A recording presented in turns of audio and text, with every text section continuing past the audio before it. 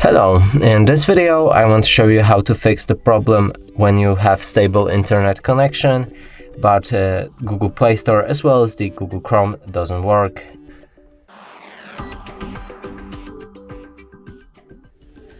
And first let's try opening any website on our Google Chrome, but as you can see there's a problem.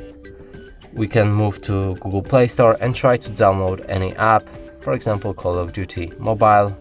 Click on install and the game actually begins to download but never finishes it as it stays in the pending mode. And to fix this we'll need to go back, open up settings, system, date and time, and set time automatically. If we go back to Google Play Store and try to download the game, it should download fine.